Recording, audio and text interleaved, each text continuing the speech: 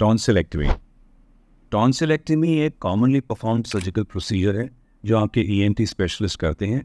Tonsillectomy बच्चों में और बड़ों में दोनों में होती है। दोनों की इंडिकेशंस थोड़ी सी अलग सी होती हैं। In children the main indication for tonsillectomy are number 1 enlarged tonsils causing sleep disturbed breathing, और 2 अगर बच्चे का टॉन्सिल बार बार इन्फेक्ट होता है, उसके साथ फीवर होता है, फीवर के साथ बच्चे को एंटीबायोटिक देना पड़ता है, नेक में नोड्स इंक्रीज हो जाते हैं, टॉन्सिल को देखने के ऊपर अगर वाइट एक्सुडेट उसके ऊपर होता है, फर्स्ट स्वैब में अगर हम स्ट्रेप्टोकोकस ग्रो करते हैं, then the indication for a tonsillectomy because of an infection is if the child has 6 to 7 episodes of tonsillectomy in this and the previous year, or 3 episodes of tonsillectomy in the last 3 years. This becomes an adequate indication for the surgeon to remove the tonsil. कभी-कभी बच्चों में tonsil में growth होती है या tonsil का size unequal होता है, tonsil asymmetry. This may also be a cause for removal of the tonsil, क्योंकि इसमें हमको चेक करना पड़ता है कि टॉन्सिल में कोई ग्रोथ तो नहीं है. Sometimes children have neck nodes along with a tonsillar enlargement, and we suspect the child may be having a lymphoma.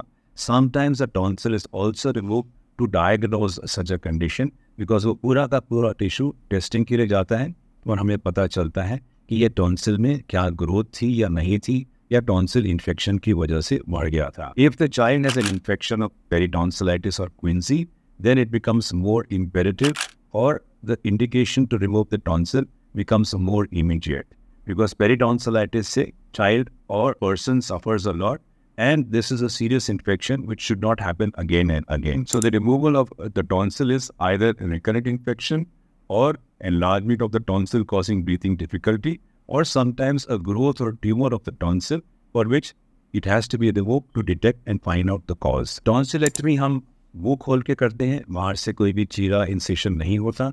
इसको जनरल एनेस्थीसिया में करते हैं. इससे करने से पहले हम सिंपल कुछ ब्लड टेस्ट करके देखते हैं कि आपको कोई एबनॉर्मेलिटी तो नहीं है जिसकी वजह से एनेस्थीसिया ना दे सके हम. और एक बार ये सब जांच हो जाती है, the way to do a tonsillectomy can be either by a cold steel method, जहाँ हम सालों साल से जो करते आ रहे हैं, एक सेफ टेक्निक है. इसमें हम कभी कभी कोएगुलेशन के लिए डायथर्मी या इलेक्ट्रिक कॉटरी की इस्तेमाल करते हैं. The other methods of removing the tonsil are by coblation tonsillectomy, which is a tonsillotomy, जिसमें टॉन्सिल का टिश्यू थोड़ा सा पीछे छोड़ा जाता है. एंड समटाइम्स सर्जन की प्रेफरेंस के ऊपर लेज़र या माइक्रो डिब्राइडर से भी टॉन्सिल निकाले जाते हैं. Generally it is a surgeons preference किस तरह से वो निकालें. Usually post operative period is usually the same. Research है शोन जिस भी टेक्निक से आप करें जनरली चीज़ें सेम रहती हैं. कोब्लेशन से ये ध्यान रखना चाहिए कि थोड़ा सा टॉन्सिल का टिश्यू पीछे रह जाता है, विच में grow over a period of time. Though this is also a successful and safe technique for removal of the tonsil, and it is considered that blood loss and pain in the post-operative period may be a little less following combination tonsillectomy. So tonsillectomy is a safe procedure done in competent hands. It is a very common surgery, and you will get relief from your symptoms following 5 to 7 days of discomfort in the throat. During this period, your surgeon will give you some medication. There may be an antibiotic for a day maybe, or 2 days. There will be pain medication. There will be some oral gargles. There will be some dietary restrictions जो आप 3-4 दिन तक करते हैं, और धीरे धीरे जब लगता है कि टॉन्सिल टिश्यू हील हो गया है तो आप नॉर्मल डाइट पे आ जाते हैं और आपको अपनी सर्जरी का पूरा बेनिफिट धीरे धीरे मिलता है. Tonsillectomy is a safe surgery done in competent hands.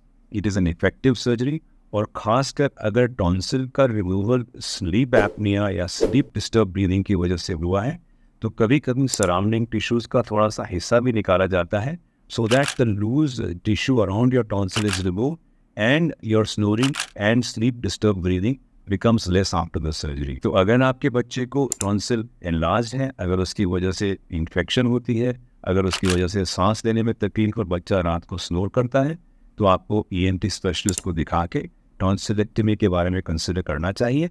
और अगर इंडिकेटेड है तो टॉन्सिल निकलवाने चाहिए after going through all the literature and available information and discussing with your surgeon the best course of action for your child.